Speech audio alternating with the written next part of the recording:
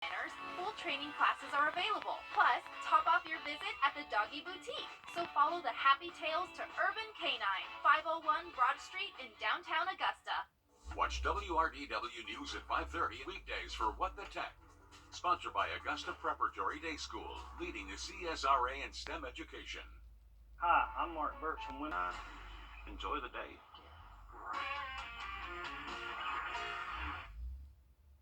From our family to yours, Merry Christmas and Happy New Year. Live from Augusta, you're watching News 12, live at 5. For the first time, we're hearing the frantic 911 calls made as a woman allegedly tried to set the birth home of Martin Luther King Jr. on fire. We'll play them for you in just 2 minutes. But first, our First Alert weather team is issuing a first alert over some heavy rain that's expected on Sunday. It's always on the weekends for us. As we head straight over to First Alert Chief Meteorologist Riley Hale. Riley, walk us through what we're expecting this weekend. Yeah, guys, it's been beautiful so far today, and I would take advantage of the nice weather the rest of this evening and to tonight. Most of our Saturday still looks dry, but by Sunday we are bringing in some pretty rough weather and likely going to bring us some heavy rain, maybe over a couple inches of rainfall and some pretty gusty winds. But nice weather out there this evening if you are heading out for your Friday night plans. We have temperatures in the 40s already by around 6, 7 o'clock, and then most likely hitting the 30s even just a little bit before midnight. Once we get into tomorrow, temperature is not going to look all that different. We are expecting clouds through most of the day Saturday, but rain should hold out until we get to much later into our Saturday night and throughout the day on Sunday. Sunday is going to be our higher impact day. That's when we do the first alert in effect. Heavy rain along with some pretty gusty conditions. Here's a look at our first alert radar network. This area of low pressure in the Gulf, that's what's going to be passing through for us by Sunday, and that is why we have issued a first alert for most of our counties. Right now, we're just expecting minor impacts, so this isn't a first alert weather day, just a first alert to let you know that, hey, any outdoor play on Sunday definitely could be impacted by some wet weather. Minor flooding issues not ruled out, especially for flood-prone areas, and also those gusty winds that could definitely blow around some Christmas decorations. So since this time of year, we have a lot of stuff in our yards that can definitely be blown around a little bit on Sunday. Here's a look at our rain chances. So not expecting any rain the rest of tonight, and most of our Saturday does look dry until we get to much later into the afternoon, and then you can see rain chances really just peaking throughout the day on Sunday. We'll have much more on this forecast coming up in just a minute. Let's get a quick update on your First Alert traffic. And now, First Alert traffic.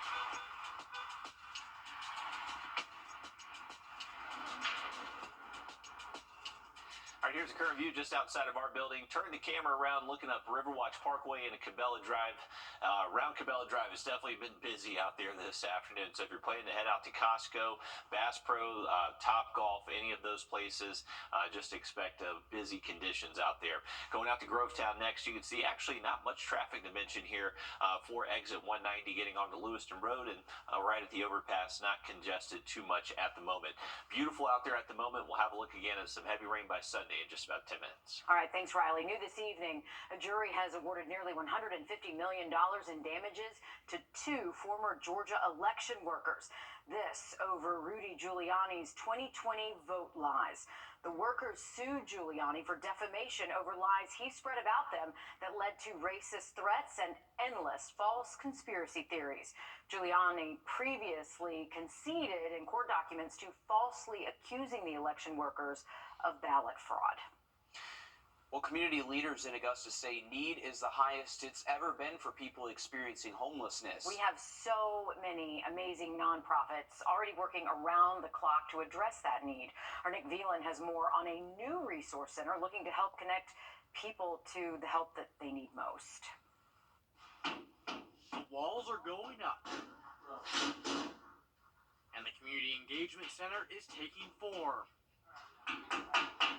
It feels great just to see the walls go up and the idea that was in my head come to fruition. This space's goal? To give people one place to go, to find dozens of resources. We are really doing the best we can to find as many resources as possible and bring them here so there's easier access. Located at the Habitat for Humanity Restore off of Washington Road. I think the space is perfect. It's right off of I-20. It's super accessible. But I think we both have a similar goal in mind and a similar mission, which is to equip our community. Addressing all needs instead of just one. This allows the Department of Health to have workshops or classes and go beyond healthcare. A healthy Department of Public Health is serving our community and covering all those needs, not just the healthcare. We have to look at the whole person. The center looks to be completed by early 2024. It's being built by volunteers who call themselves the Geezer Crew, minimizing costs to help out those who need it. For somebody to acknowledge that they're struggling. So I'm looking forward to being able to work one-on-one with people like that. In Augusta, Nick Veland on your side. The space is looking for volunteers who will be experts with the community resources and help guide those in the right direction. If you're interested in helping out, we'll have a link on our website and WRDW app. Well, today, a Georgia woman accused of tracking down, shooting, and killing a man after a car accident was handed her sentence. With respect to count 1, malice murder, the court will impose a sentence of life with the possibility of parole. Life behind bars with the possibility of parole. It took a jury just over 2 hours to convict Hannah Payne on felony and malice murder charges on Wednesday. They say that she shot and killed 62-year-old Kenneth Herring after he left the scene of a crash in 2019. Despite being told not to pursue Herring by a 911 operator, Payne ultimately confronted Herring, shooting and killing him while he was still in his car. Herring's family say that they are satisfied with the ruling, though it cannot bring him back. Payne's attorney does plan to file a motion for a new trial. We're learning more about what happened when a woman allegedly tried to set the birth home of Martin Luther King Jr. on fire. Listen to this newly released 911 call of the person who called it into police. She took the lid off of it and then went up on the porch and dumped the gas all over. And then I was like, what are you doing? What are you doing? And I turned on my video and tried to video her. She came down to the yard to grab a lighter. I kept her from walking back up the stairs, and then she took off. A visitor to the historic home there describing those shocking moments last Thursday night. 26-year-old Lanisha Henderson is accused of being the person pouring gas on the home. Oh, somebody's got her. Somebody's got her. Okay, and the weapons involved, there was the gas. There's a gasoline can. This guy's got a holding her, and he's walking her back to the house here. So if you can take somebody quickly, please. Now, those two people who stopped the suspect, they were off-duty New York police officers who just so happened to be there to visit the home. They were honored in New York with Outstanding Citizens Awards for their actions. Henderson, meanwhile, is in jail after being denied bond. A South Carolina deputy is out of the hospital tonight after being shot in the head nearly a month ago. Corporal Lucas Watts is now at a rehab facility. This is video as he was escorted by his fellow deputies and other law enforcement officers. There were also fire departments and community members that lined I-85 to show their support. The community even witnessing a bald eagle flying over Watts' ambulance as he was being transported to that rehab facility. On November 16th, Watts was shot while trying to pull over a suspect's vehicle. The Oconee County Sheriff says that it's a miracle Watts is still alive. His friends and family continue to thank the community for their thoughts and prayers. They say Watts is now able to respond when others talk to him and can squeeze their hand, move his head, and even give a thumbs up there. South Carolina Governor Henry McMaster is recovering this evening after heart surgery. This was a planned procedure performed in an outpatient clinic to address an irregular heartbeat. His team says the procedure was very successful and uncomplicated. He will return to work tomorrow. Well, this week has been a big one for economic development in South Carolina, with more than $1 billion in investment and nearly 800 jobs announced, largely focused in the electric vehicle industry. But all this comes as some car manufacturers have announced they're scaling back EV production because demand, it just hasn't been as high as anticipated. Our State House reporter Mary Green explains whether experts think South Carolina should be concerned.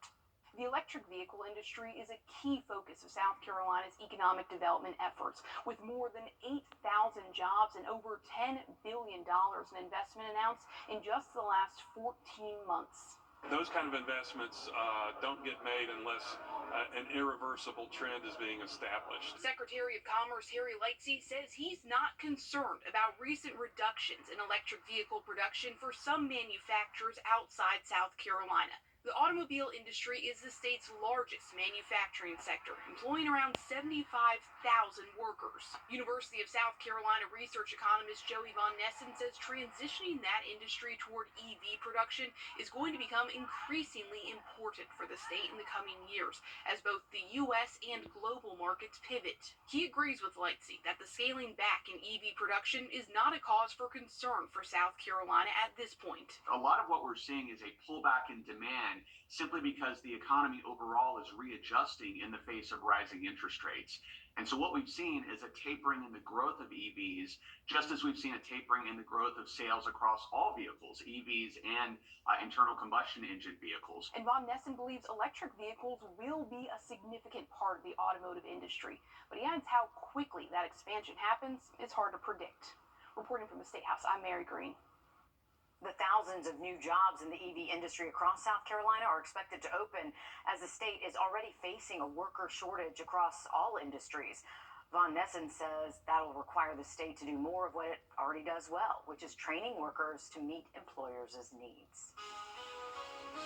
This weekend, thousands are gathering to honor our fallen heroes. How people are getting involved coming up next. Riley? And we have issued a first alert Sunday, still expecting some heavy rain and some pretty windy conditions. I have an update on the forecast just after the break.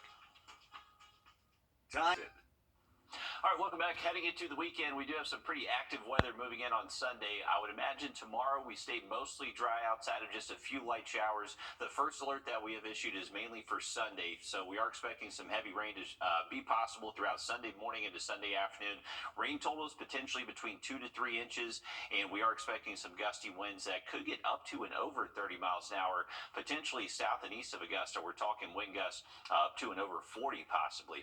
Tomorrow, rain chances remain very slim through the first half of the day. As we get later into most likely after sunset tomorrow, that's when those rain chances do start to creep in. But it's really Sunday that we're expecting those high rain chances. So if you have any outdoor plans tomorrow, I would definitely keep them. Not expecting too much in the way of measurable rainfall on Saturday until after sunset. Here's our Sunday. So you can see temperatures staying in the 50s most of the day. Along with the heavy rain threat, we'll see that wind start to pick up. Even early in the morning, we could see those winds gusting 30 to maybe 35 miles an hour even before lunchtime. We'll have those high rain chances all the way through the early afternoon on Sunday, and it's not going to be until most likely late Sunday afternoon we do push out all this rain heading into early next week. Here's a look at our hour-by-hour forecast. I think it's doing a pretty good job now of what's expecting for the rainfall this weekend. You can see that cloud cover will start to push back in tonight, and that will keep us most likely near 40 by daybreak tomorrow. Once we get into our Saturday afternoon, you can see cloudy skies, temps near 60 into the afternoon. Once again, maybe a stray shower or two during the day Saturday. Looks to be a low threat for most of us. Definitely expecting higher rain chances as we get later into our Saturday night. And you can see that rain threat just ramping up in intensity once we get into Sunday morning through Sunday around lunchtime. And then once we're close to around sunset Sunday afternoon, by around 5 o'clock, most of that rain is now moving east of Augusta and Aiken and starting to lift off towards the northeast and back to dry weather again by Monday. Flash flooding risk, that has lowered a little bit since thinking yesterday. So marginal risk Saturday night into our Sunday, and so yesterday they were going with a slight risk across some of the areas Sunday, so it looks like at least that flash flood concern has gone down just a little bit. Here's a look at our projected rain totals, maybe 2-3 inches, and not ruling out maybe there's an isolated area that does receive a little bit more than that. So this is enough to just kind of create some very saturated soils. You combine that with the gust of wind 30 to 40, that could create some just isolated power issues across the area. So heads up for this. Right now, I'm favoring our eastern counties to see the strongest winds. So you can see Allendale, Barnwell, 35 to maybe 40 miles an hour. And there in Augusta, we're close to 20-25. So the wind threat will definitely increase the closer you get to the coast and just kind of taper off the further away you get from it. So that will continue through our Sunday afternoon. And then once we get into our Sunday night, wind threat will start to calm down heading into our Monday. Quick look at the 7-day forecast. Remember, first alert Sunday, windy conditions along with some heavy rain will dry out Monday, but it is going to stay pretty breezy at times. And then take a look at those temperatures next week. Very cold with highs only in the 40s by next Tuesday. Yikes. All right. Thanks, Riley. Tomorrow, thousands of wreaths will be placed on the graves of fallen. Right now, Georgia is experiencing a huge SNAP benefit backlog. Just ahead, we'll show you how the wide-reaching impacts a lot of people. furnace tune-up for only $99. Just a call away. Call 1-hour. Battling a backlog to help Georgians put food on the table. That is the reality for the state's Department of Human Services employees as they've experienced a surge of applications for the Supplemental Nutrition Assistance Program, or SNAP. Thousands of Georgia families are still waiting for their benefits to be approved. Haylor Boylan with our sister station WTOC looked into just how far behind the state is on approvals and what that means for families stuck in limbo.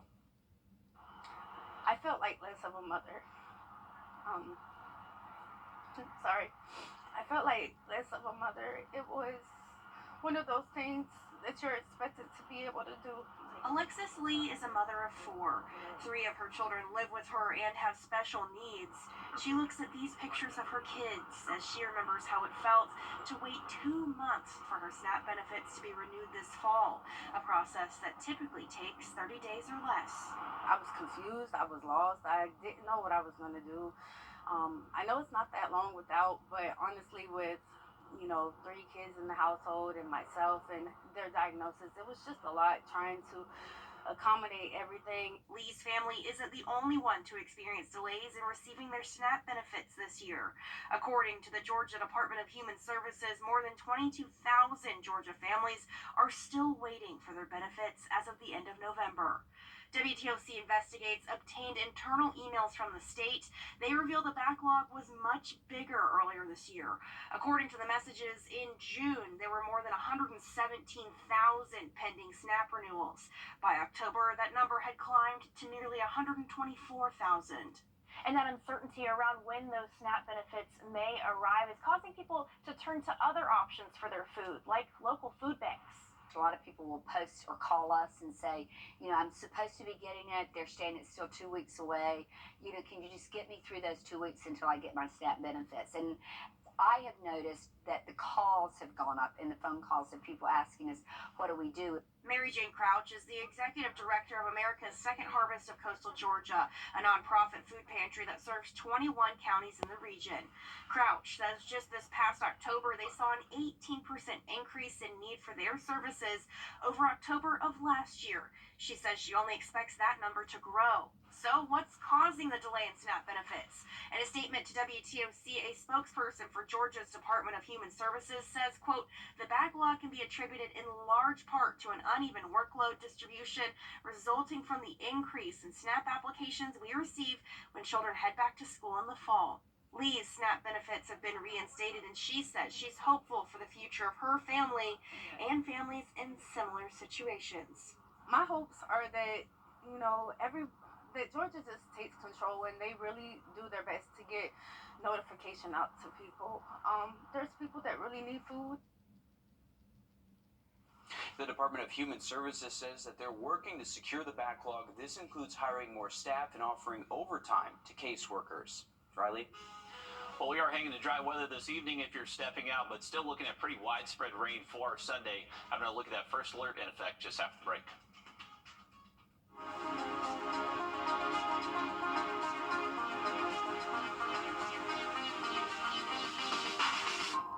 Yeah, it's real.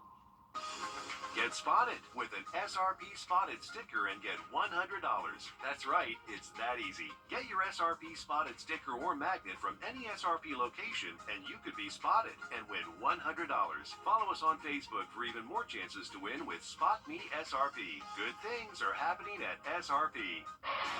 To fix it.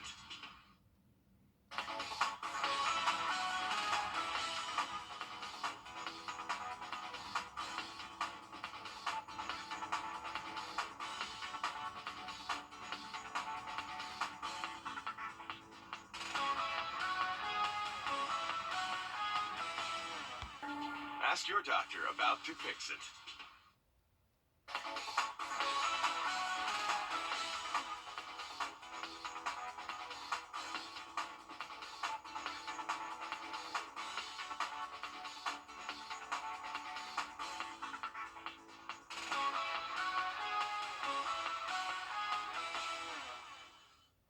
All right, welcome back. Here's a live view down the Savannah River. A beautiful afternoon and nice weather expected this evening if you are stepping out. Currently, we're seeing double nickels on the thermometer, 55 at Bushfield, and temperatures should stay in the 40s most of this evening, so a little bit chilly if you are heading out. Clear skies over the next several hours, but clouds will start to build in as we head towards our Saturday morning.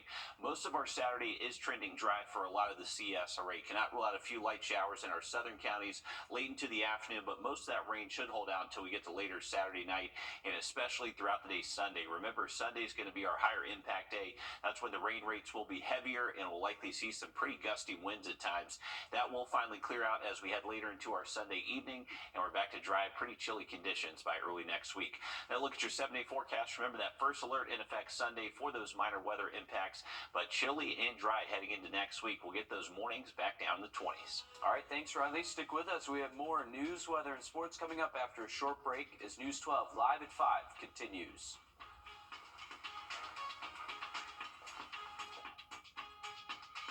This is not you.